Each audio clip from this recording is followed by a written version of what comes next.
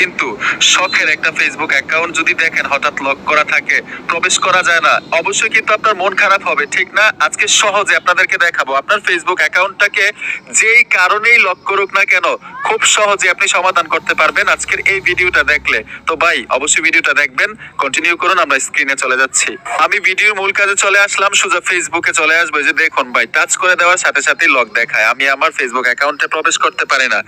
এখানে কিন্তু রিজন লেখা আছে, মানে কেন আমার ফেসবুক অ্যাকাউন্টটাকে লক করা হয়েছে। SK your account security is at risk, মানে হচ্ছে সিকিউরিটি মানে কিন্তু নিরাপত্তা। এই যে দেখুন আমার অ্যাকাউন্টটাকে, মানে ফেসবুক যে নিরাপত্তা চাইছে, যার যার অ্যাকাউন্ট নিরাপত্তা দেওয়ার জন্য, ওই ধরনের স্ট্রং নিরাপত্তা আমার ফেসবুক অ্যাকাউন্টে নেই। এর জন্য হয়তো রিস্ক আছে, এর জন্য আমাকে লক করা হয়েছে।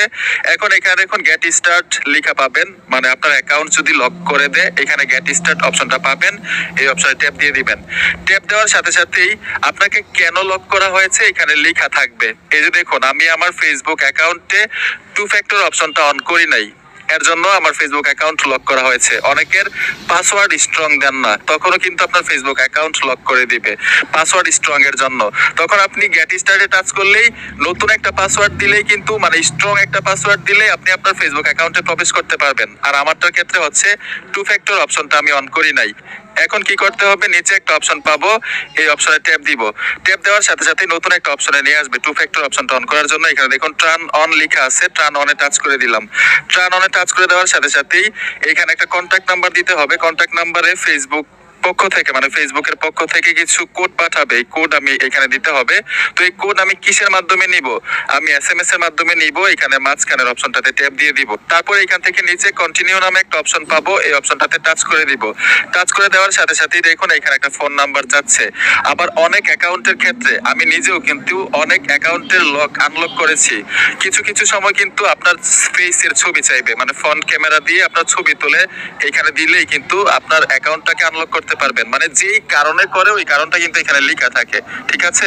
তো এখানে আমি একটা ফোন নাম্বার দিয়ে দিচ্ছি। তো এখানে আমি ফোন নাম্বার দিয়ে দিলাম। দেওয়ার পরে নিচে দেখুন কনফার্ম লেখা আছে, কনফার্মে টাচ করে দিব। টাচ করে দেওয়ার সাথে সাথেই কিন্তু এখানে অন্য একটা অপশন চলে আসবে। এই যে দেখুন ঠিক এরকম একটা ইন্টারফেসে নিয়ে আসবো। এখন আমি একটা কোড দিয়ে দিব, কোড কিন্তু অলরেডি চলে আসছে, আমি প্লাসটা কেটে দিব। এই যে দেখুন আমি কন্টিনিউতে টাচ করে দিলাম। কন্টিনিউতে ট্যাপ দেওয়ার সাথে সাথেই কিন্তু, মানে ফেসবুক অ্যাকাউন্ট খুব সহজেই আমরা প্রবেশ করতে পারবো। এই যে দেখুন আমি ডানে টাচ করে দিলাম। এই যে দেখুন আমি ডানে টাচ করে দিব। ট্যাপ দেওয়ার সাথে সাথে কিন্তু এই যে দেখুন ভাই আমার ফেসবুক অ্যাকাউন্টে আমি খুব সহজেই প্রবেশ করতে পারলাম। এই যে দেখুন ভাই ফেসবুক অ্যাকাউন্টে আমি প্রবেশ করতে পেরেছি, ঠিক আছে?